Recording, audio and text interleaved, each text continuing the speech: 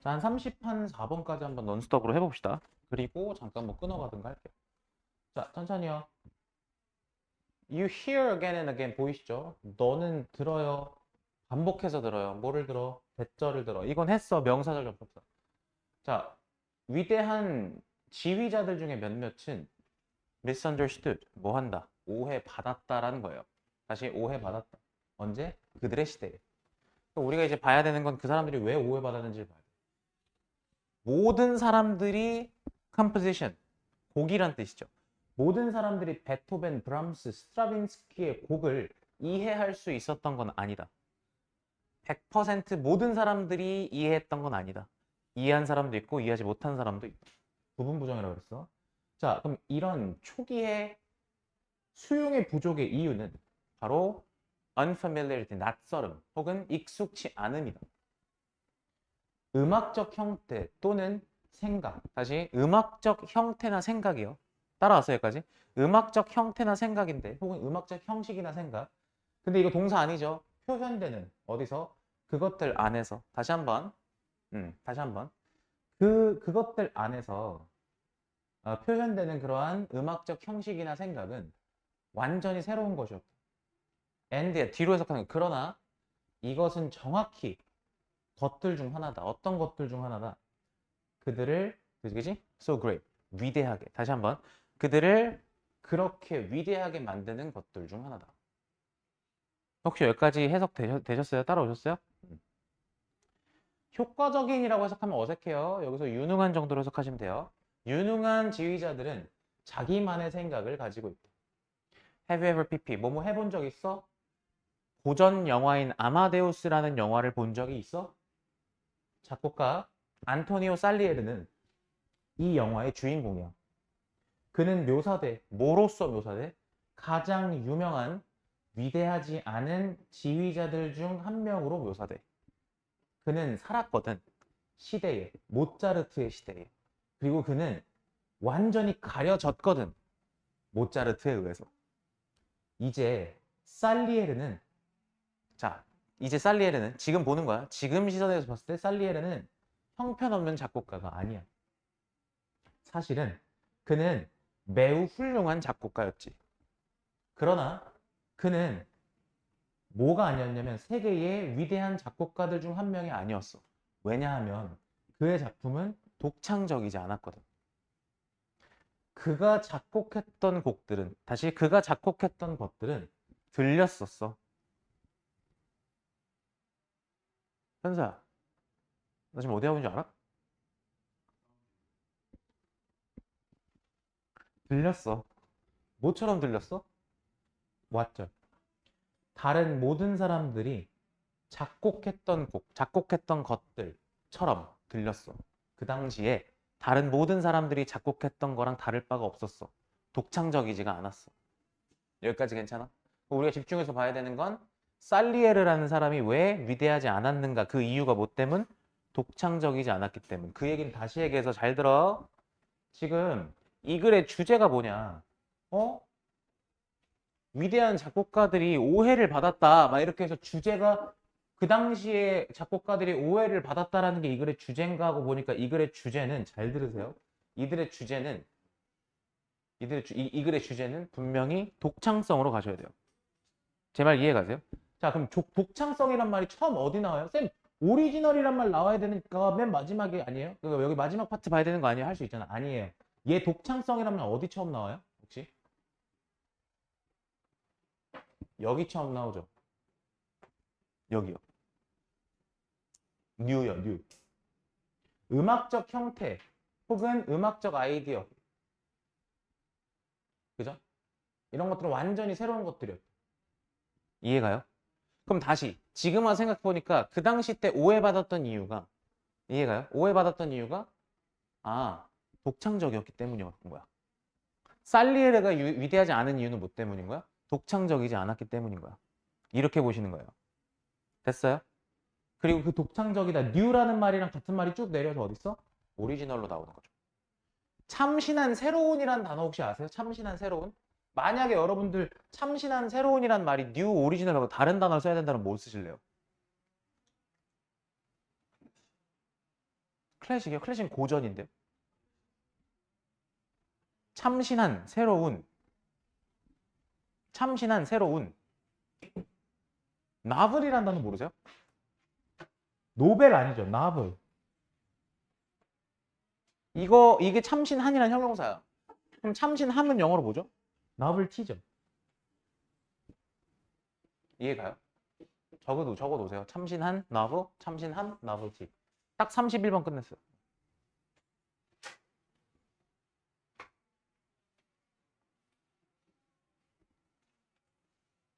윤영이 이따 7시에 끝나고 풀어오신 거 채점 좀 하세요, 이따가. 알겠죠?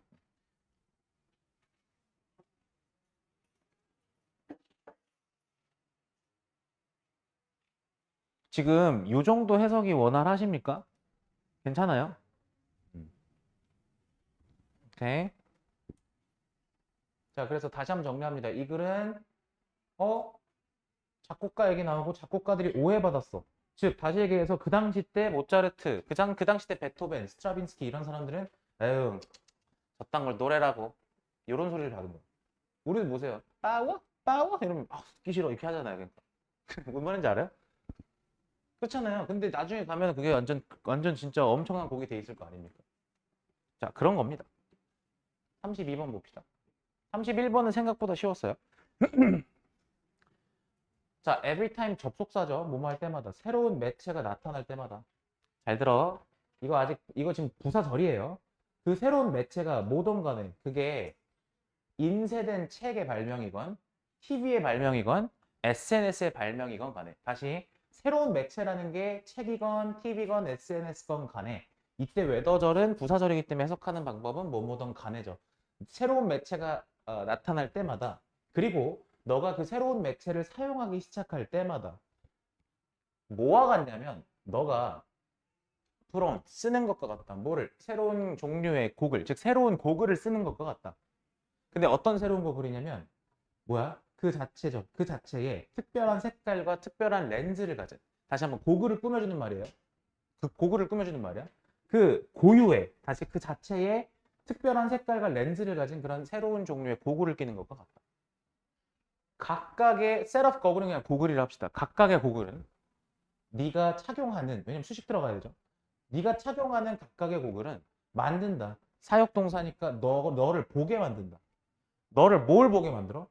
things, 사물이라 해석하셔도 되고 상황이라 해석하셔도 되는데 즉 세상을 다르게 보게 만든다. 그래서 너가 TV를 보기 시작할 때 뭐 하기 전에 너가 어떤 특정 TV쇼의 메시지를 흡수하기 전에 그 한 번 더 얘기해.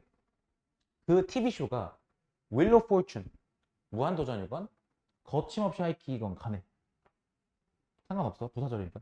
너는 세상을 보기 시작한다. 여기까지 괜찮아요? 그럼 고글을 꼈으니까 세상을 어떻게 봐? As being shaped. 형성된 것으로. 됐어요? 뭐처럼? 텔레비전 itself. 요거 해석하는 거. 텔레비전 그 자체. 그 자체란 말 해석 안 해도 돼. 텔레비전 그 자체. 다시 텔레비전처럼. 텔레비전 그 자체처럼 형성된 것으로 세상을 바라보기 시작한다. 원래 세상은 그렇지 않은데 그 매체를 통해서 세상을 바라보게 되는 거예요. 그 매체를 통해 세상을 바라보게 되니까 이 나라가 정말 잘못된 거. 이해됐어요? 혹은 이 나라가 너무 평안해 보이고 이런 거죠. 그러니까. That's why. 이거는 꿀팁이었어요. 그래서로 해석하자 그랬어요. 그래서 요 사람이 말했다. 이 사람이 뭐라 말했는데?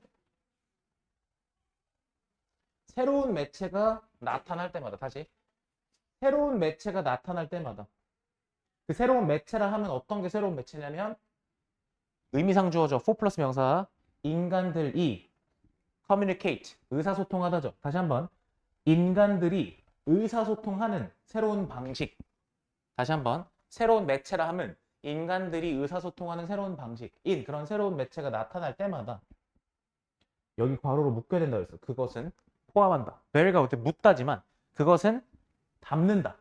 됐어요? 그 안에 뭐를 담는다? 메시지를 담는다. 묻다죠. 포함하다, 담다요. 그것은 담는다, 메시지를. 그것은 gently라는 단어 아시죠? 사람이 젠틀하면 온화한 거잖아요. gently라는 건 자연스럽게 우리가 뭐 하게 만든다? 가이드 이끌다니까 우리가 뭐 하게 만들어? 세상을 바라보게 만든다. 뭐에 따라서? 새로운 그런 일련의 set of codes란 말 보이시죠? set of codes. 저거 방식입니다. 방식. 새로운 a set of 일련의 series of랑 같은 말이에요. 새로운 일련의 방식에 따라서 세상을 보도록 만든다. 세상을 보도록 이끈다. 자, 그럼 다시 정보가 너에게 도달하는 방식. 다시 한번 get은 도착하다, 도달하다는 뜻이 있으니까 정보가 너에게 도달하는 방식은 맥루안이 주장하기를 중간에 껴있는 거야. 맥루안이 주장하기를 정보가 너에게 도달하는 방식이 더 중요하다. 뭐보다? 정보 그 자체보다. TV는 사형식 가르쳐준다. 너에게 대절이 뭔데? 세상이 fast, 빠르다라고 가르친다. 다시 한번 세상이 빠르다라고 가르친다.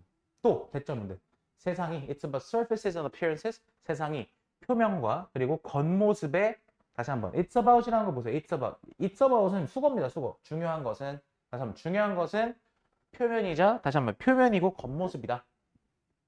라고 가르친다. 그거 아세요, 여러분들? 그 왜 TV 누가 이렇게 카메라 이렇게 들고 있는데 누군가는 이렇게 도망가고 있는데 그 화면 안에는 칼로 찌르는 것 같이 나오는 그 뭔지 아세요? 그 왜 미디어의 폐해라 그래서 실제로는 카메라에 담긴 모습이 누군가가 뭐 이렇게 뭐 칼 같은 거로 칼 같은 걸 뾰족한 거로 이렇게 하고 있고 사람이 이렇게 막 도망가고 있는 모습이에요. 사람이 이렇게 도망가고 있는 거야. 이렇게 다리 그러니까 마치 이 모습만 보면은 여기 사람 얼굴이라 치고 사람이 이렇게 있는데 뾰족한 게 이 사람을 이렇게 하는 것 같아. 예를 들어서 그러니까 이 사람 죽이려고 하는 것 같아. 예를 들어서 근데 알고 보니까 오히려 이 사람이 도망가는 것이 아니라 이 사람이 도망가고 있고 뭐 반대인 경우 있잖아요. 그러니까 미디어라는 건 실제로 여러분 그 장면만 보여주기 때문에 예를 들면 엊그저께 한미 정상회담이 있었어요. 이재명 대통령이 굉장히 잘했죠. 그래서 제가 봤을 때는 혹자는 굴욕 외교다라고 얘기를 해요. 다 퍼줬다라고 얘기를 하죠. 그러니까 제가 무슨 얘기를 하고 싶은 거냐면 일부 방송사, 예를 들면 MBC나 JTBC 같은 그런 일부 방송사들은 불리한 것들. 왜냐면 실제로 트럼프 대통령이 했던 말 중에서 굉장히 뼈가 있는 말들이 있었거든요. 예를 들면 특검 관련돼서 얘기했을 때 트럼프 대통령이 걔가 약간 트럼프 대통령도 자기도 특검을 당했었으니까 그 이름이 기억 안 나는데 어쨌든 자기를 죽이려 했던 특검 얘기를 하면서 한국도 지금 특검 중이야? 그럼 걔 이름이 잭이었거든요. 그럼 한국도 이렇게 잭 같은 놈이 있나 보네? 이렇게 얘기하면서 하하하 했었어요. 근데 그 잭이라는 사람은 트럼프를 죽이려 했던 사람이에요. 근데 이재명 대통령은 지금 특검을 활용해서 윤석열 대통령을 어쨌든 청산하고 있죠. 그러니까 너네도 잭이 있어? 하하 이게 무슨 얘기냐면 너네도 그지랄하고 있어? 하하 이렇게 한 건데 못 알아듣고 서로 그냥 짝짝꿍하고 있는 거야. 근데 내가 이 얘기를 왜 하고 있는 거냐? 근데 MBC, JTBC는 특검 얘기가 없습니다. 그러니까 트럼프 대통령이 약간 그 뼈를 찔렀던 내용을 다 편집해서 드러냈어요. 그리고 이재명 대통령이 정말 유능한 그런 외교를 한 것처럼 어쨌든 나왔죠. 그래서 포인트가 뭐냐면 언론 매체라는 거 혹은 이런 매체라는 것은 뭐다? 보여주는 거예요. 그러니까 그 매체를 통해서 보면 이재명 대통령은 정말 잘하는 대통령이고 혹은 윤석열 대통령 엄청 잘하는 대통령인 거예요. 어떤 매체를 통해서 보느냐에 따라서 그게 고글을 낀다라고 얘기를 하는 것이죠. 내 말 이해 가세요? 그럼 마지막 문장 이거 한번 이해해 볼까요? 나중에 분명히 질문 들어올 것 같아서 미리 얘기할게요. 어떤 얘기를 하려고 그러냐면 자 결국에 이 지문은 매체는 매체는 그걸 보는 사람으로 하여금 특정한 방식으로 세상을 바라보게 만든다가 이 글의 주제입니다. 그런데 이 마지막 부분 좀 보시면 자 마샬 맥루안이라는 사람이 말했던 게 매체가 나타날 때마다 결국에 그 안에 메시지가 담겨 있다. 그래서 우리가 세상을 바라보게 만든다. 새로운 그런 방식에 따라서 세상을 바라보게 만든다. 정보가 너에게 도달하는 방식은 더 중요하다. 뭐보다 정보 그 자체보다. 정보 그 자체는 중요하지 않아. 정보가 어떻게 다가가느냐가 중요해. 그럼 다시 얘기해서 정보 그 자체는 예를 들어서 윤석열 대통령이 그냥 걸어가는 모습만 이렇게 했어. 근데 그거를 어떻게 표시해? 대통령이 저딴 식으로 걸으니까 국격이 훼손된다고 얘기하는 거예요. 이러면서 걸어 예를 들어서 저 완전 와, 저 새끼는 걷는 자 이렇게 되는 거야. 그러니까 이해가요? 근데 웃긴 게 그냥 사람이 걸었을 뿐이에요. 그냥 그리고 체형이 그런 거잖아요. 그게 대통령 국격과 무슨 관련이 있습니까? 이해가요? 그걸 그렇게 묘사하면 그렇게 보이는 거예요. 정보 그 자체보다 다시 정보 그 자체보다도 이해가? 정보가 너에게 도달하는 방식이 중요한 거라고요. 정보가 너에게 도달하는 방식이 뭐야? 너가 어떤 매체를 통해서 보느냐가 중요하다는 소리예요. 그러니까 내 말 이해가세요? 마지막 한번 보세요. 그리고 TV는 가르쳐요. 너에게 세상이 빠르다고. 그리고 중요한 건 뭐라고? 표면과 겉모습이라고. 자, 세상이 빠르다라고 가르친다는 얘기가 중요한 게 아니라 세상이 빠르다는 중요한 내용이 아니에요. 여러분 보셔야 되는 건 중요한 게 뭐다? 표면과 겉모습이다. 표면과 겉모습이다라는 얘기는 왜 했을까요? 표면과 겉모습은 드러나는 모습이 중요한 거고 그 안에 속은 중요하지 않다는 소리예요. 그러니까 이해되세요? 결국에는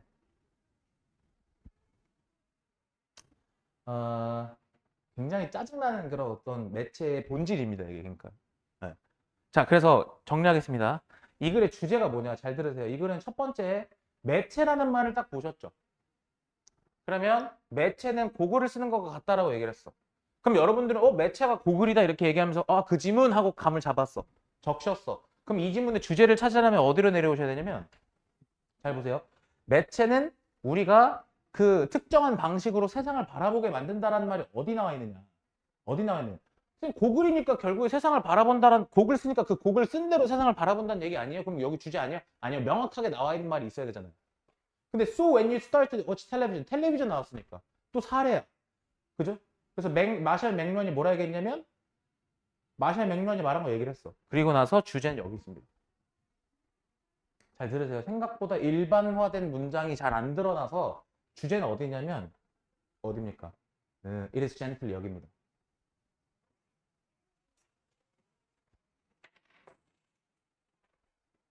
다시 그것은 자연스럽게 우리가 세상을 바라보도록 이끈다.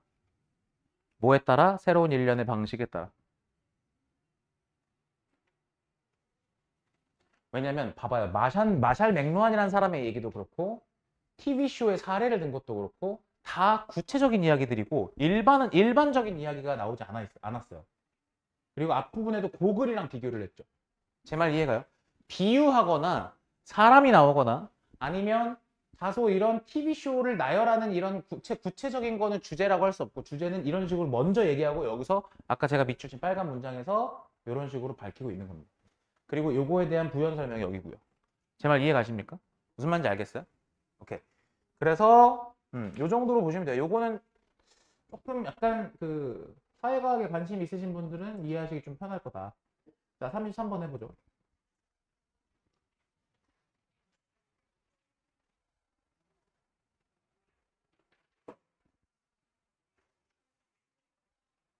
concept. 개념은 필수적입니다. 뭐에? 인간의 생존에. 그러나 우리는 주의해야 됩니다. 그 개념을. 왜냐하면 개념은 문을 열거든요. 어디로 가는? 본질주의로 가는 문을 열거든요. 즉 본질주의로 가는 문을 연다라는 건 개념이라는 것이 자칫 본질주의로 이어질 수 있기 때문이에요. 그럼 잘 보세요. 개념이라는 것 자체가 나쁘다고 얘기하고 있는 건 아닌데 뭔가 본질주의 나쁜 것 같죠? 그렇지 않으세요? 보세요. 그 말이 무슨 말이냐? 본질주의, 개념이라는 것이 자칫 본질주의로 이어질 수 있다는 게 무슨 말이냐? 개념은 부추긴다, 장려한다는 뜻이죠. 우리가 see things that are not present. present라는 건 존재하는 이라는 뜻이니까 존재하지 않는 것들이라 해석해 주셔야겠죠. 제 말 이해가요? 존재하지 않는 것들을 보도록 부추깁니다. 그러니까 그게 바로 본질주의죠. 어찌 보면 본질주의라는 건 존재하지도 않는 것들을 보는 거라 볼 수도 있을 것 같아요. 그러면서 구체적인 사례로 넘어가죠. 저 사람이 자기 책의 앞부분을 이렇게 시작해. 그 자기 책 이름이 무지란 책인데 오래된 그런 격언을 가지고 시작해요. 오래된 격언이 뭐냐면 가주어 진주어 봐. 가주어 매우 어렵다. 뭐가 어렵다? 검은 고양이를 어두운 방에서 찾기란 어렵다. 근데 웃긴 건 특히나 there's no cat. 고양이가 없을 때. 이게 무슨 개삽질이야 솔직히 말해서. 아니 고양이도 없는데 불 다 꺼놓고 가뜩이나 없는데 이지랄하고 있잖아요. 그러니까. 이해됐어요? 이게 무슨 개헛짓거리냐. 자, 이 말이 완벽하게 아름답게란 뜻이지만 아주 완벽하게 sum up, 뭐한다, 요약한다란 뜻이죠. 뭐를요? Search for the essences. 이 말. 그럼 뭐야? 본질 탐색이죠. 다시 이센스가 본질이니까 본질에 대한 탐색이라는 뜻 아닙니까? 본질에 대한 탐구, 본질에 대한 탐구를 아주 훌륭하게 요약하는 말입니다. 그럼 어찌 보면 이 필자는 처음부터 본질주의라는 것에 대해서 경계해야 된다. 그리고 그 본질에 대한 탐구라는 것이 사실은 진짜 개 헛짓거릴 수 있다. 이런 얘기죠. 쉽게 얘기하면. 본질주의, 본질에 대한 탐구가 헛짓거릴 수 있다라는 거예요. 그럼 왜 구체적으로 무슨 얘기를 하나 좀 봐봐.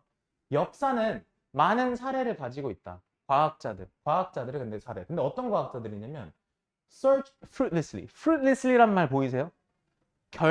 과실이 없죠. 열매가 없죠. 그럼 무슨 말이야? 헛되이란 뜻이잖아. 헛되이 탐색했던 뭐를요? 본질을. 다시 한번. 헛되이 본질을 탐색했던 과학자들의 사례가 많이 있대. 근데 이 사람들이 왜 그럼 헛되게 사실상 본질을 탐색했던 거냐면 걔네가 잘못된 개념을 사용했기 때문이야. 그러니까 개념이 잘못되면 개 삽질로 이어지는구나라는 소리예요. 그러니까 어떤 개념인데? To guide their hypothesis. 자기들의 가설을 이끄는 잘못된 개념을 사용했기 때문에. 다시 한번. 자기들의 가설을 이끄는 잘못된 개념. 가설을 이끄는데 개념 자체가 잘못됐다 보니까 사실은 본질에 대한 탐구 자체가, 본질에 대한 탐색 자체가 굉장히 헛된 짓이었다는 소리예요. 혹시 여기까지 따라오셨어요? 자, 이 사람이 사례를 들었는데 무슨 사례를 들었냐면 발광 에테르라는 사례를 들었어요. illuminate라는 단어 보시면 루민이라는 게 이게 빛이야, 빛. 그러니까. 그래서 luminiferous라는 거는 발광입니다. 지랄 발광이 아니에요. 그러니까 빛나는 걸 말하는 거예요. 발광 에테르인데 그 발광 에테르가 굉장히 신비로운 물질입니다. 어떤 신비로운 물질이냐면 여겨져 혹은 생각돼. 뭐 한다고 생각돼? 우주를 채운다고 생각되었었던, 다시 우주를 가득 채운다고 생각됐던 그런 아주 신비로운 물질이에요. 그래서 우주를 얘네가 발광 에테르라는 게 다 가득 채우고 있으니까 빛이 뭐 하는 거야? 수단을 가지는 거예요. 뭐 할 수단? 그걸 타고 move through. 움직이고 이동할 그런 수단이 되는 거야. 수단을 갖게 되는 거야. 다시 얘기해서 빛이 이동한다라는 건 흔히 우리가 마치 그냥 빛이 자체적으로 움직이는 것 같지만 발광 에테르라는 것을 통해서 이동한다라는 거야. 근데 우리가 지금 과학이란 걸 배울 때 과연 발광 에테르라는 걸 개념을 배우느냐? 그렇지 않죠. 처음 들어보는 개념이에요. 그죠? 이론으로 확립될 수가 없죠. 왜? 없으니까요. 그딴 건 없으니까요. The ether was a black cat. 발광 에테르라는 건 검은 고양이였어. 라고 요 사람이 글로 썼어. 그리고 물리학자들은 had been theorizing. 이론화 해오고 있는 중이야. 어디서? 이론화 해왔던 거야. 어디서? 암실, 즉 어두운 방에서. 그리고 이론화도 하고 또 뭐도 했어? 실험을 했던 거죠. 얘네 그 어두운 암실에서. 뭐 하면서? 증거를 찾으면서. 뭐의 증거? 고양이. 근데 어떤 고양이? 존재하지도 않는 고양이를 찾으면서 개 헛짓거리를 한 거죠. 그러니까. 여기까지 괜찮아요? 그러면 이거 주제를 잘 잡으셔야 돼요, 님들아. 주제는 공교롭게도 첫 번째 문장에 다 나와 있습니다. 잘 들으세요. 이 글은 여러분들이 자칫 잘못하면 이렇게 생각할 수 있어요. 얘는 지금 개념이라는 게 핵심 소재야. 개념이라는 게. 개념이 핵심 소재야. 근데 개념에 대해서 뭐 하라는 거냐면 개념이 뭐로 이어진다? 본질주의로 이어진다. 이렇게 얘기를 했어요. 개념이 본질주의로 이어진다. 그러면 개념이 본질주의로 이어진다라는 게 무슨 말이냐라는 거야. 응? 개념이 본질주의로 이어진다는 게 무슨 말이냐? 잘 들어. 개념이 본질주의로 이어진다는 게 무슨 말이냐면 쉽게 얘기해서 존재하지도 않는 걸 찾게 된다. 그게 뭐야? 완전 헛짓거리다. 이 얘기입니다. 존재하지도 않는 것들을 찾는 거죠. 그게 바로 본질주의다. 그럼 잘 봐. 그럼 이 필자 하고 싶은 얘기가 개념 같은 거, 개념 같은 거 하지 마. 개념 부정적인 거야. 개념 같은 거 하지 마. 이렇게 얘기하는 건 아니에요. 조심하라는 거예요. 주의하라는 거예요. 그러니까 제 말 이해가요? 개념 자체에 대해서 개념이란 걸 우리가 싹 없애자. 왜? 부정적이니까. 그런 말이 아니에요. 이 지문은. 개념에 대해서 우리가 주의해야 돼. 왜? 자칫 본질주의로 빠져. 자칫 본질주의로 빠진다는 게 무슨 말이야? 있지도 않은 걸 찾게 해. 헛짓거리하게 돼. 이 소리거든요. 그러니까 개념 자체가 부정적이다라고 생각하시면 안 돼요. 선지를 만약에 구성할 때 이걸 좀 문제를 어렵게 내면 개념이라는 것이 부정적이다라는 서술을 덧붙이면 님들 다 낚일걸요. 얘는 개념이 본질주의로 빠지는 것에 대해서 주의할 것에 대한 지문인 거지 개념 자체가 부정적이다라는 지문은 아니에요. 그 문제 풀면서 제가 또 짚어드릴게요. 주의하라라는 지문이에요. 이 지문은. 괜찮아요 혹시? 혹시라도 수업 듣다가 질문할 거 혹시라도 생기면 바로바로 들어오세요. 34번까지만 잠깐 해보죠.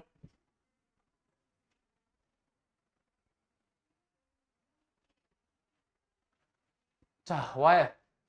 여기서는 반면 정도로 해석해보죠. 소셜 미디어 attention, 소셜 미디어를 통한 관심은 잠재적으로 도구죠. 뭐 하는 도구입니까? 당연히. 목적을 달성하는. 예를 들면 어떤 목적? 엘리트 명성을 달성하는 목적. 다시, 엘리트 명성과 같은 그런 목적을 달성하는 그런 도구죠. 그런 반면에 쉽게 얘기해서 소셜 미디어를 통해서 다시 소셜 미디어적 관심을 통해서 엘리트 명성을 성취하기도 하지만 몇몇 컨텐츠 제작자들은 원합니다. 뭐를 그냥 평범한 명성. 이 평범한 명성이란 거를 뭐로써? 사회적 목적 그 자체로서.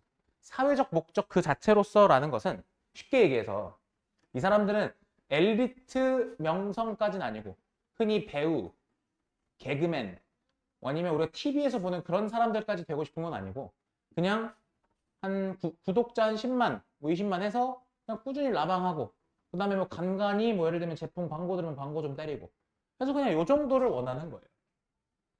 Not unlike unlike은 다르다잖아요. 그죠?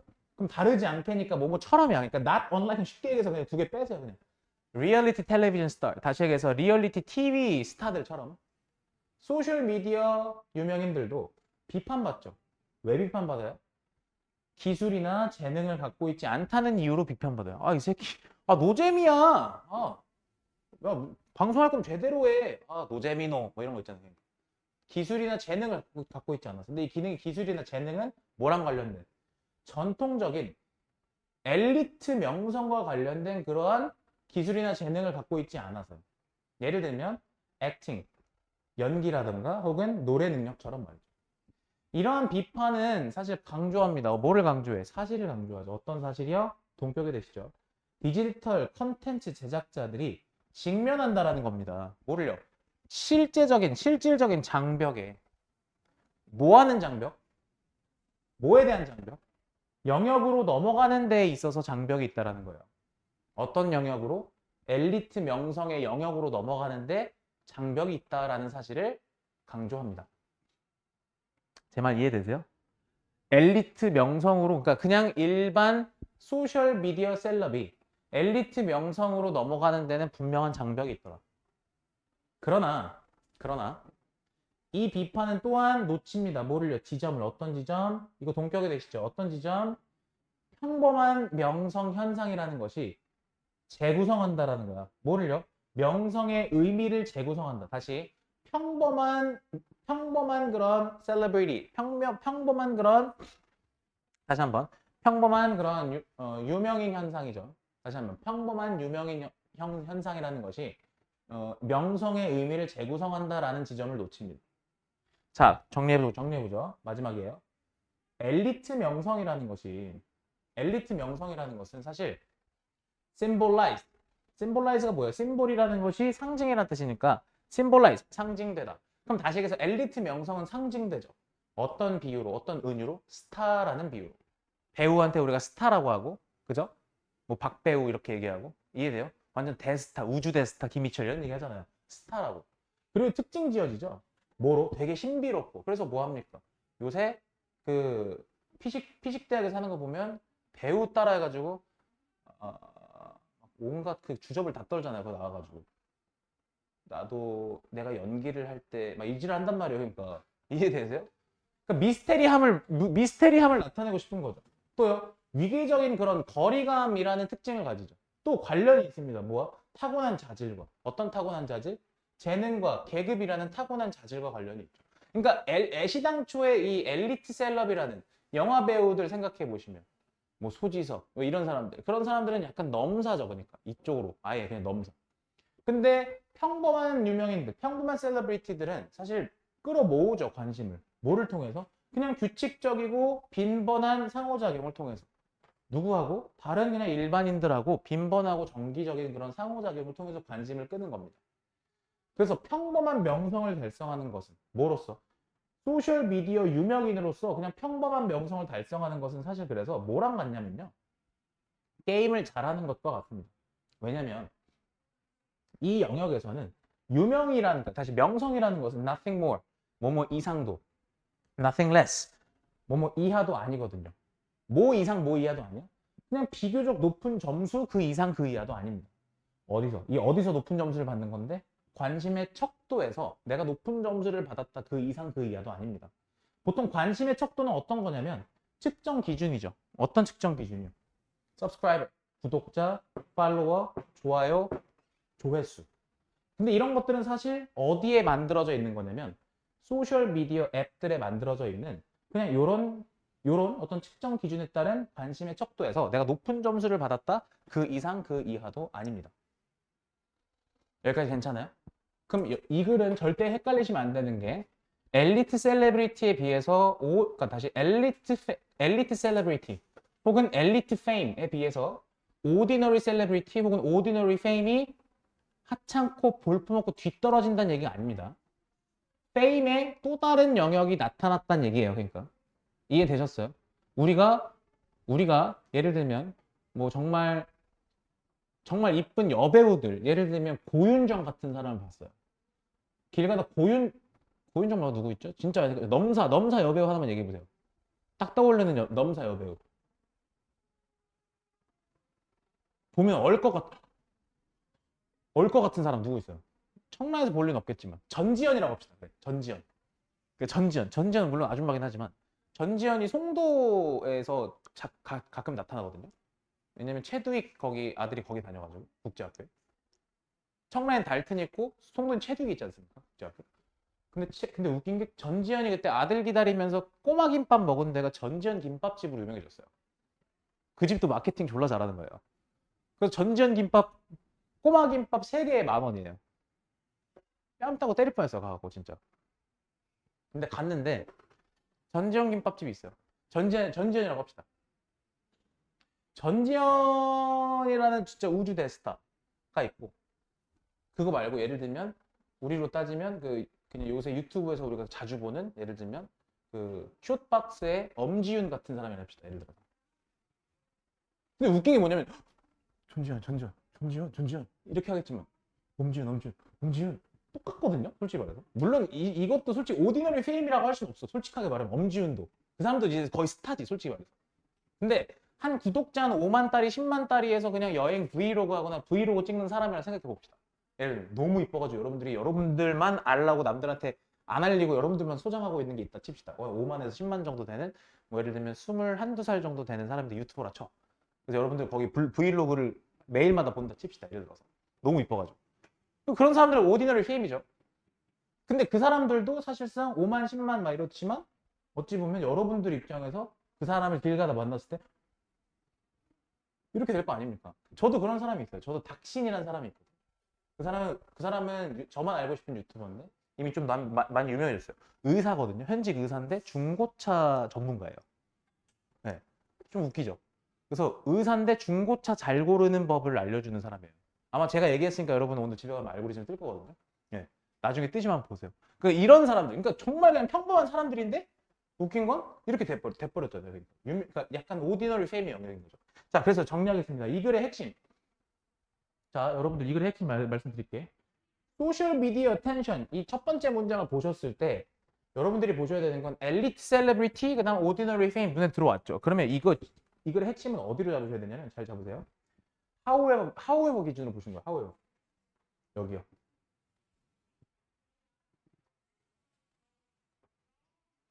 쌤, 근데요, 저 약간 궁금한 게 이 however가 왜 나왔고 however 앞에서 무슨 얘기하는 거예요? 라는 질문을 하실까 봐 이것만 정리해 드릴게요. 무슨 얘기를 하고 싶냐면 보세요. 얘가 왜 however가 나왔냐. 얘 지금 앞에서 뭐라 그랬냐면 비판이 있대잖아요. 이 비판이 뭐였어요? 아니 디지털 컨텐츠 제작자들이 엘리트 명성으로 넘어가는 데서 장벽이 있다. 그 왜 장벽이 있느냐?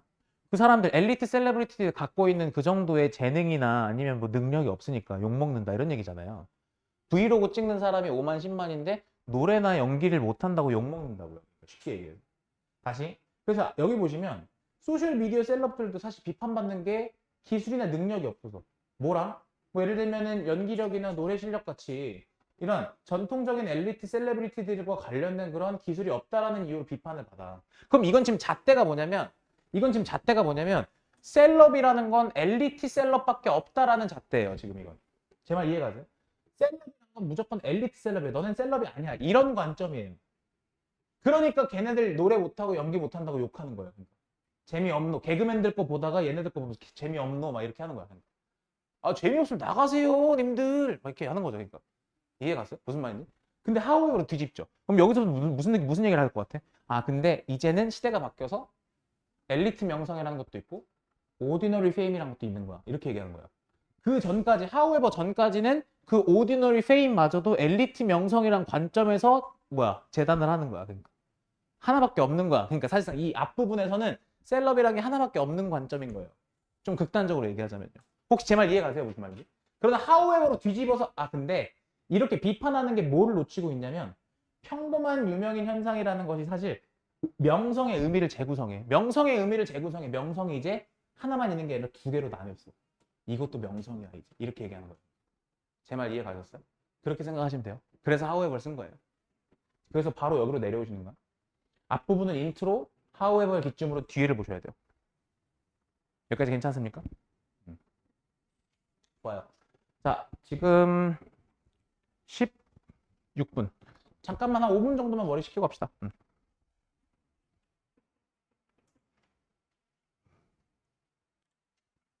35번입니다.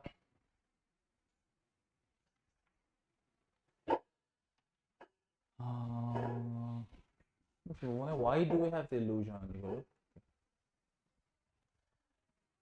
자, 왜 우리는 착각을 할까요? 그때 착각이 대절인, 이 대절은 당연히 동격에 대시죠? 착각이 뭔데? 시험에 벼락치기 하는 게 최고의 학습 전략이다라는 착각을 왜 할까요? 이유는 우리가 구별할 수 없기 때문입니다. 뭐와 뭐를요? 뭐 사이에? 다양한 섹션. 뭐에? 우리 기억의 다양한 그런 섹션들 사이를 구별할 수 없기 때문입니다. 여기서 이제 섹션이란 말은 우리말로는 구획이라고 하는데 그냥 우리말로도 섹션이라 합시다. 우리 기억에 이 다양한 섹션이 있다는 걸 구별하지 못하기 때문이에요. 직후에, 뭐한 직후에 우리의 뭡니까? 교과서를 읽은 직후에 또는 우리의 수업 노트를 읽은 직후에 정보는 온전히 존재하죠. fully present니까 온전히 존재합니다. 여기까지 괜찮죠? 완전하게 존재한다고 우리 머릿속에. 그것은 sit, 자리합니다. 어디에? 우리의 의식적인 뭡니까? 작동 기억. 다시 한번 의식적인 그런 working memory, 작동 기억에, 작업 기억에 뭐한다? 안착하고 자리합니다. 그것도 어떤 형태로? 굉장히 active form. 뭡니까? 활동적인 형태로 말이죠. 그러다 보니까 우리는 느껴요. 뭐하다고? 마치 우리가 그걸 알고 있다라는 것처럼 느끼죠. 왜냐하면 그것은 존재하기 때문입니다. 어디에? 우리의 단기 기억 안에. 다시 단기 기억 저장소에 있기 때문입니다. 근데 이 단기적인 그런 구획은, 단기 섹션은 사실 아무런 관련이 없습니다. 뭐와? 장기 기억과. 근데 그 장기 기억이 뭔데요? 당연히 우리가 필요하게 되겠죠. 언제? 다시 필요하게 될. 여기서 지금 목적 없으니까 우리가 나중에 필요하게 될 그런 장기 기억과는 아무런 관련이 없죠. 뭐 하는데 필요할 건데요? Recall the same information. 똑같은 정보를 회상하기 위해서 필요한 그런 장기 기억과는 상관이 없어요. 여기까지 괜찮아요? 언제 상기할 건데? 며칠 뒤에. 자, 그래서 after a few seconds. 여기 보세요. 몇 초 후에죠? 몇 분 후에요. 다시 몇 초 혹은 몇 분이 지나면 이 작업 기억이 okay? 이미 사라지기 시작합니다. 그리고 며칠이 지나면 the effect, 효과죠. 그 영향이죠. 그 영향은 becomes enormous, 엄청 커져요.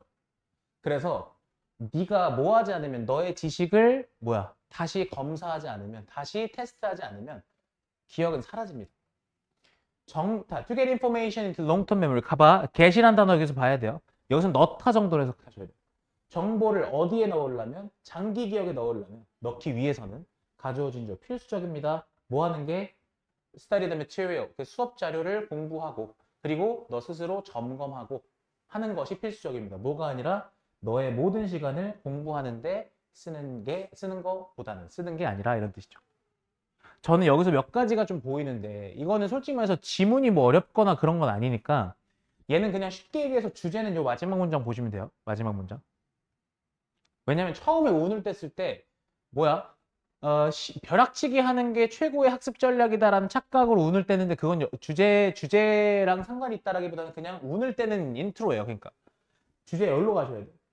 정보를 장기 기억으로 넣기 위해서 공부한 다음에 테스트하는 게 필수적이다. 이렇게 얘기하는 게 이 글의 주제라고요. 그러니까 근데 제가 하나 포인트를 하나 짚어볼 테니까 문제 나왔을 때 맞출 수 있나 한번 생각해봐요.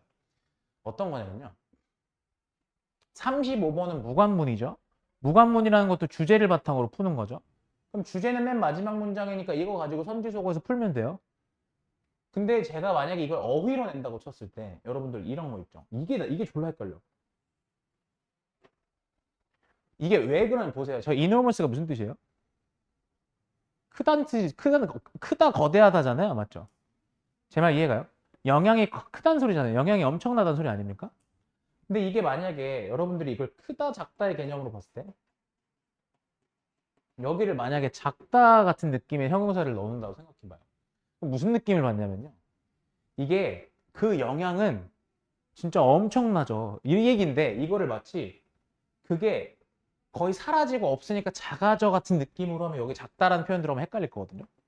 혹시 제 말 이해가세요? 무슨 말인지? 여기에 작다라는 게 예를 들면 스몰 말고도 뭐 예를 들면은 뭐라 그럴까요? 하찮은, trivial, 뭐 이런 단어를 집어넣어 쳐봐요. trivial이라는 단어 모르면 일단 말짱 도루묵이지만 예를 들어서 여기에 이거에 반의어를 집어넣는다 쳤을 때 여러분들이 마치 이거를 나중에 가면은 날아가니까 기억이 남아있지 않고 날아가니까 그래서 뭔가 줄어들고 작아지고라는 이미지를 갖고 있으면 안 돼. 그게 아니라 이거는 그냥 시간이 지날수록 그 영향이 점점 커져. 영향이 엄청나져. 이 소리야 그냥 얘는요. 그래서 문제 하나 낼 수 있는 거 하나 말씀드렸고. 오케이.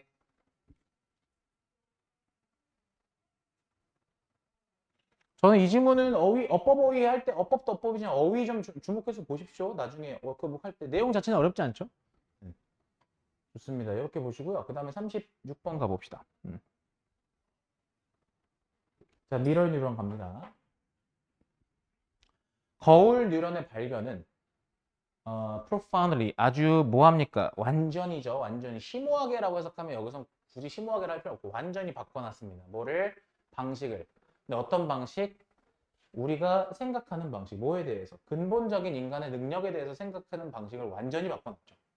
자, 그게 바로 근본적인 인간의 능력이라 하면 바로 뭐다? 관찰에 의한 학습이라는 근본적인 인간의 능력에 대해서 우리가 생각하는 방식을 완전히 바꿔놨습니다.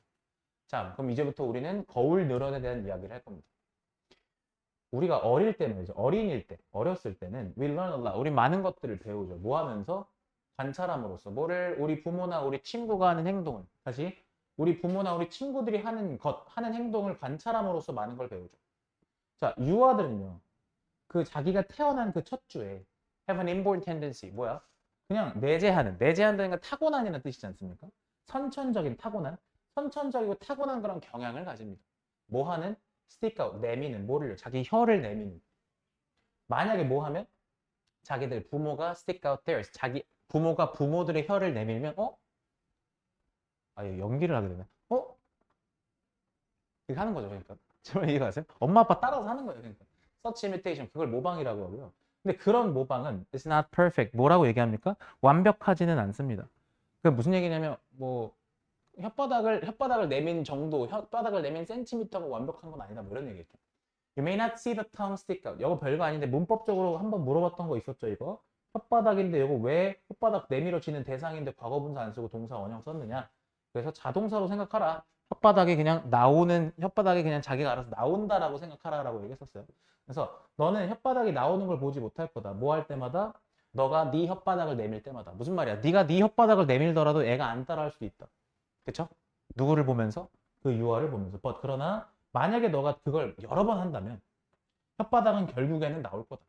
뭐로든 더 자주. then 뭐보다? if 경우보다. 제가 뭐라 그랬어? 이때 if는 만약 뭐뭐라면이라기보다 then 뒤에는 마감을 해줘야 되니까 뭐뭐하는 경우보다 혹은 뭐뭐하는 때보다 이렇게 해석하자 그랬어. 자연스럽게.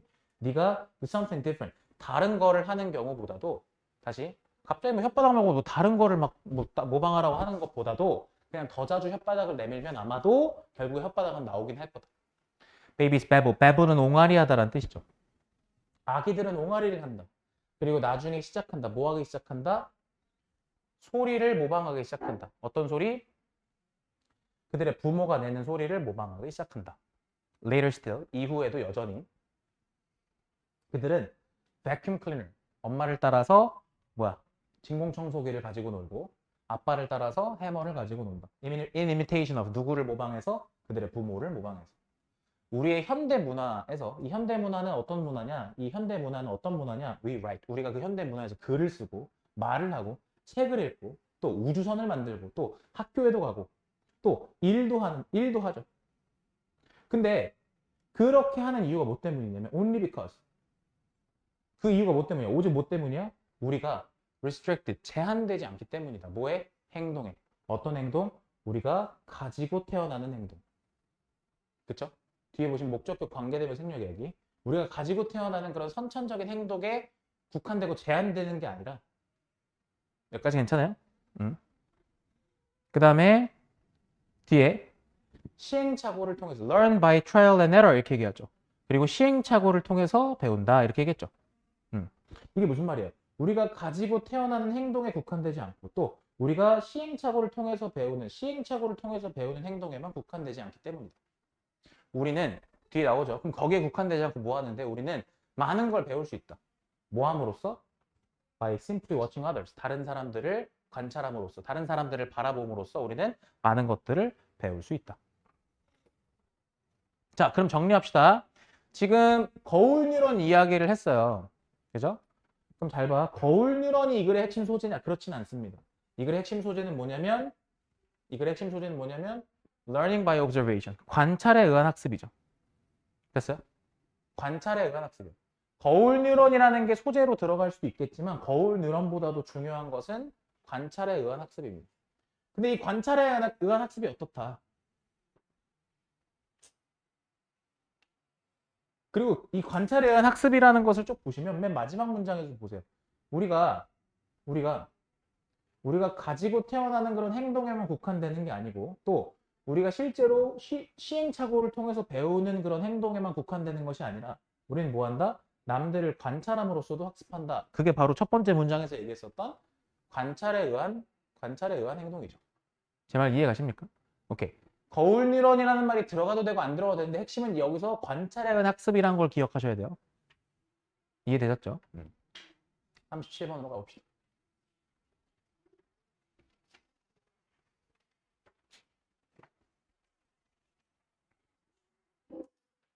자, have you ever been surprised?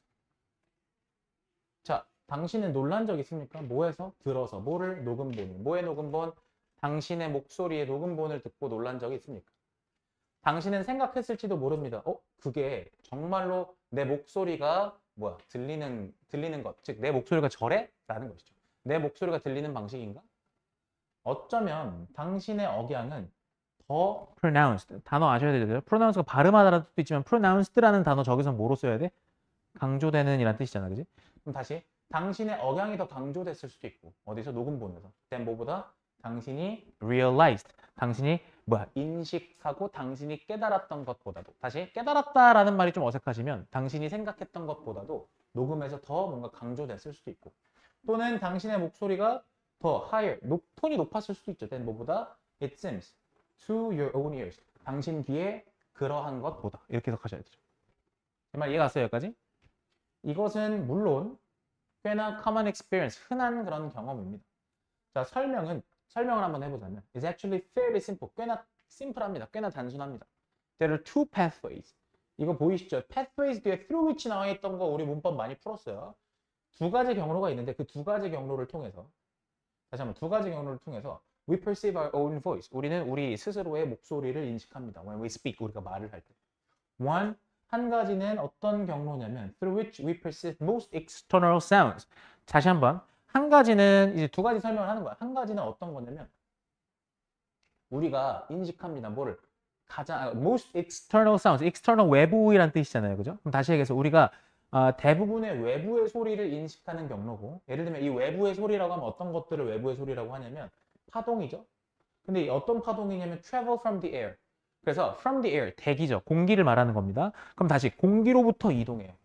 다시 공기로부터 어디로 이동하는데 공기로부터 어디로 이동하는데 우리 외이, 중이, 내이로 이동하는 그런 파동들. 그래서 그런 파동들과 같이 외부 소리를 인식하는 그런 경로가 하나가 있고 but 그러나로 뒤집네요. Because 뭐 하기 때문에 our vocal cords 우리의 vocal cords 성대죠. 성대가 진동하기 때문에 뭐 할 때 우리가 말을 할 때 우리 성대가 진동하기 때문에 there's a second internal path 두 번째 경로가 있다. 그럼 결국에 이 번문장에서 one 나왔고 번문장에서 두 번째 패스를 얘기하고 싶은 거야. 다시 여기서 one을 얘기하고 나서 뒤에 두 번째를 얘기할 때 the other를 쓴 게 아니라 but 뒤에 second를 쓴 거예요. 그러니까 제 말 이해되셨죠? Vibrations are conducted. 뭐야? 진동은 conducted. conduct가 수행하다라고 해석하시면 안 돼. 내신 지문 안에서 그 단어의 고유한 뜻을 보셔야 되는데 진동은 conduct. 수행하다 말고 무슨 뜻이다? 전하다라는 뜻이에요. conduct는 전해지다라고 해석하셔야 돼. 자, 진동이 전해집니다. 뭐를 통해서? 우리의 bones, 뼈를 통해서. 그리고 stimulate our inner ears directly. 자극합니다. 우리의 뇌이를, 그지? 직접 뇌이를 자극합니다. lower frequencies, 더 낮은 frequency. 뭡니까? 주파수죠. 다시 한번. 더 낮은 주파수는 emphasized, 강조됩니다. 두드러집니다. along this pathway, 이 경로를 따라서. that, 그것이 makes, 만듭니다. your voice, 당신의 목소리가 sound deeper and richer, 더 깊고 더 풍부하게 당신한테 들리게 만듭니다. 이때 you 쓰시면 안 돼요. yourself 쓰셔야 돼요. 일단 뭐보다 it may sound, 그게 들릴지 모르는 것보다, 들리는 것보다. 누구한테? 다른 사람들한테. 자, 그래서 요거는 잘 들으세요. 결국 여러분들이 대답하셔야 되는 게 있어요. 이거는 왜 우리 목소리가 우리가 들을 때 다르게 들리는지라는 질문에 대해서 답을 하실 수 있으셔야 돼요. 그 이유가 두 가지 경로가 있다라고만 얘기하시면 안 되고요. 잘 들으세요. 두 가지 경로가 있어서라고 대답하시면 안 돼요. 그거는 그냥 과정에 대한 설명인 것이고 우리 목소리가 우리가 들을 때 그게 지금 다르게 들리는 이유는 잘 들으세요. 여기서부터입니다. 이유만 기억하시면 돼요. 여기서부터. 그리고 실제로 주제도 이거야. 우리의 성대가 진동하니까. 그죠? 그래서 이 진동이라는 게 우리 뼈를 통해서 전달되고 그 다음에 우리의 뇌를 직접 자극한다라고 얘기했던 거 기억나시죠?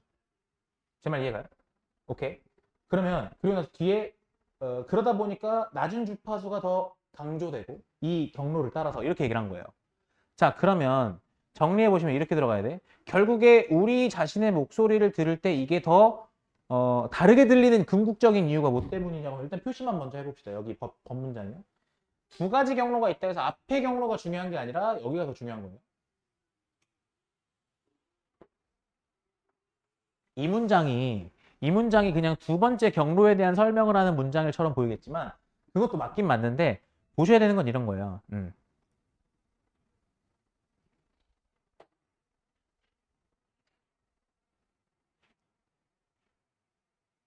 자, 여기서 가장 중요한 말은 진동이죠. 왜? 성대가 진동을 했어요. 성대가 진동을 했어. 근데 그 진동이 지금 뼈로 전달이 되고 뇌이로 직접 스티뮬레이트, 자극한 뇌를 직접 자극한다라고 얘기했어요. 그러면 결국에 우리 목소리가 다른 이유는 성대가 진동하기 때문에 그 진동이 뼈를 통해 전달된 거예요. 뼈를 통해 전달이 된 거예요. 뼈를 통해 전달돼서 그래서 뇌를 직접 자극했기 때문이에요. 뇌를 직접 자극했기 때문이에요. 그러다 보니까 뇌를 직접 자극하다 보니까 낮은 주파수가 강조된 거다. 낮은 주파수가 강조되었다. 이거를 기억하셔야 돼요.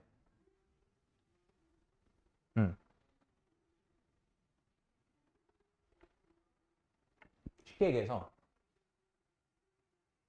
우리 목소리는요. 우리 목소리는 성대가 진동해서 그 진동이 뼈를 통해서 전달돼서 뇌를 직접 자극했으므로 낮은 주파수가 더해진 소리라는 거예요. 그러니까 제 말 이해가요? 낮은 주파수가 강조된 소리라는 거예요. 그러니까 쉽게 얘기해서 요거를 답하실 수 있으셔야 돼. 그리고 요게 실제로 우리 목소리가 다르게 들리는 이유입니다. 근데 녹음본은 어때요? 녹음본은 진동이 없겠죠. 제 말 이해가요? 내가 지금 내 목소리를 들을 때는 진동이 있는 건데 녹음본은 진동이 없잖아요. 그러니까 소리가 다르게 들리는 거라고. 근데 내가 실제로 내 목소리를 들을 때는 어찌 보면 좀 더 깊고 풍부하게 들리는 거예요. 이건 내용 37번 내용 주목하셔야 돼요. 내용 37번 내용이에요. 내용. 다르게 들리는 이유를 서술하실 수 있으셔야 돼요.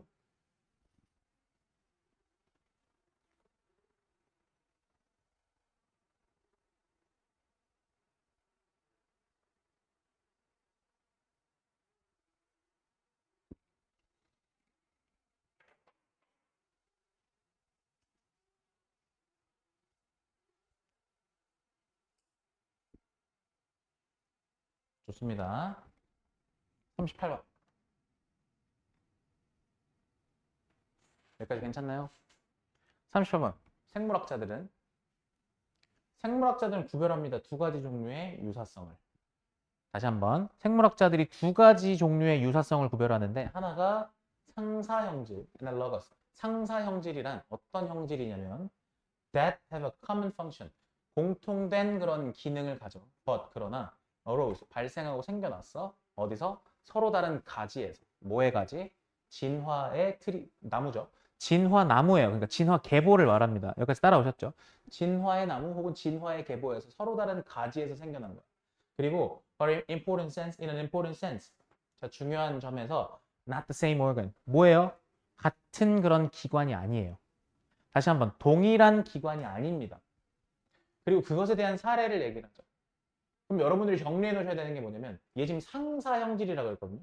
우리말로 그냥 같이 알아두세요. 상사형질. 오케이? 오케이? 기능이 같은데 이렇게 할까? 이렇게 할까? 좀 동일 기능? 음. 동일 기능? 근데 다른 기관. 기능은 같은데 기관이 달라요. 그게 상사형질이에요. 그래서 예시로 누구 예시를 들었냐면 새의 날개랑 새의 날개랑 그 다음에 wings of bees 벌의 날개를 이 상사형질로 얘기를 들었습니다. 자, 새의 날개와 벌의 날개는 둘 다 사용되죠. 뭐 하는데? 비행하는 데 사용됩니다. 그리고 얘네는 are similar, 비슷하죠? in some ways, 몇몇 측면에서. because 왜냐면 anything used for flight, 당연히 비행하는 데 사용되는 어떤 것이건 has to be built, 만들어져야 하잖아. in those ways, 그런 식으로. but 그러나 they arose, 얘네는 생겨났어요. independently, 독립적으로, in evolution, 진화에서. 그리고 have nothing in common, 그리고 공통점이 없습니다. 됐어요? 공통점이 없어요. beyond. beyond는 뭐뭐를 넘어서서니까 이건 쉽게 얘기해서 뭐뭐를 제외하고예요. 뭐뭐를 제외하고. 뭐를 제외하고? their use. 그것들의 사용을 제외하고. 됐어요? 그것들의 뭡니까? 용도? 그죠? 쓰임? 사용? 요 정도 괜찮아요. 그것들의 쓰임. 비행에서의 쓰임을 제외하고는 공통점이 1도 없어. 여기까지 괜찮죠? 사례도 기억나셔야 돼요. 상사 형질의 사례가 새날개와 벌날개야. 나는 거 말고는 공통점이 없어. 제 말 이해가요? 근데 우리는 여기서부터 무슨 얘기할 거야? 상동 형질 얘기할 거야. 상동 형질은 대조적으로 may or may not have a common function. 봐봐. 상동 형질의 경우는 동일 기능이 아니죠. 다른 기능이죠. 그럼 쉽게 may not have니까 그냥 not common이니까 다른이라고 쓸게. 다른 기능이야. 기능이 달라요. But they descended from a common ancestor. 근데 뭐래요? 뭡니까? common ancestor, 공통의 조상이죠. 다시 얘기해서 common ancestor, 공통의 조상이야. 그러면 공통의 조상에서 내려왔어. 공통의 조상으로부터 내려왔다고.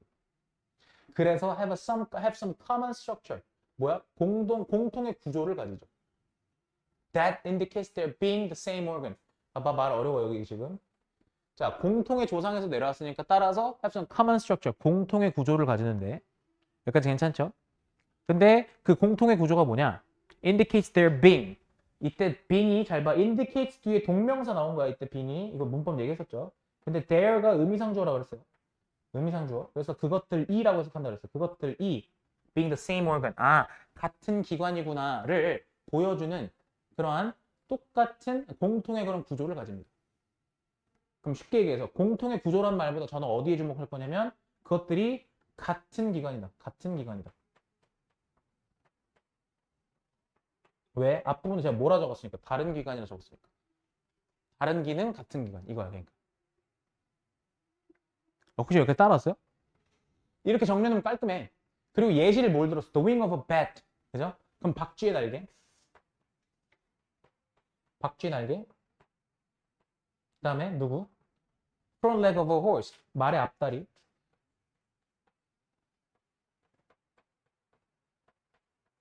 말의 앞다리. 이렇게 얘기하는 거야.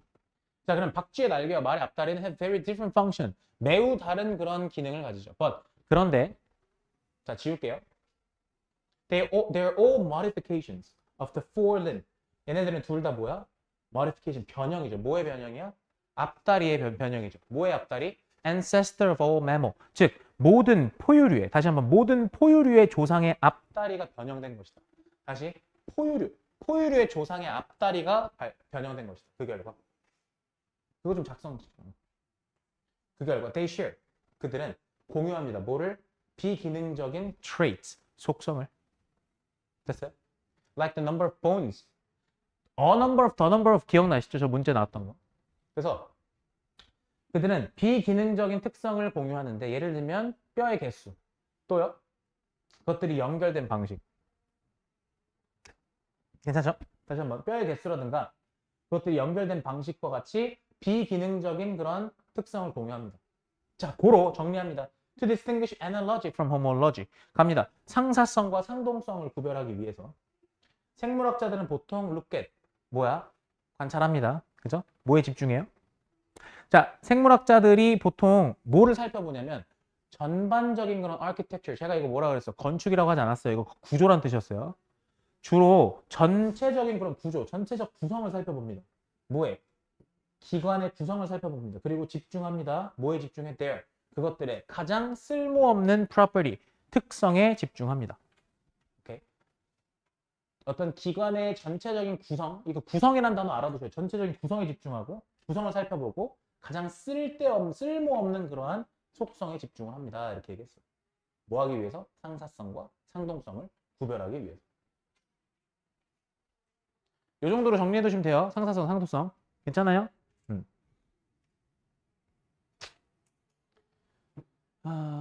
두 지문 남았는데 이렇게 합시다. 두 지문은 제가 영상 업로드 해놓을게요. 그리고 다음 시간에 한 번 더 해드릴게. 알겠지? 영상 봐오시고 두 지문은 공부 좀 해오세요. 그리고 오늘 거 영상도 올려놓을 테니까 수업 영상 올려놓을 테니까 두 지문 제가 따로 찍어놓을게요. 왜냐면 지금 너무 많이 해서 약간 좀 해롱해롱 하신 것 같아. 그러니까 지금 뭐 해주시냐면 근데 각자 해야 되는 것들 있어. 질문들 제가 받아들여야 될 것들도 있고 그래요. 무슨 말인지 알죠? 그러니까 한 30분 정도만 추가로 각자 할 거 제가 좀 개인 피드백 해드릴 테니까 그것만 좀 하고 갑시다. 문제 풀고 가야 돼. 알겠지? 그리고 이거 마찬가지고. 오케이. 그리고 채점하셨어요? 다 끝났어요? 그리고 제가 그 뭐죠 앞에 20분부터 했던 것도 영상 보내드릴 테니까 금요일에 오셨을 때는 딴 거 하지 마시고 그냥 좀 정정할게요. 문법을 할 테니까 금요일에 20번부터 30번까지 진도 나간 부분 영상을 좀 봐오세요. 알겠죠? 그리고 그걸 한 번 더 제가 정리해 드릴게요. 알겠죠? 오늘은 여기까지 하시고 과제들 좀 챙겨 드릴게요 지금.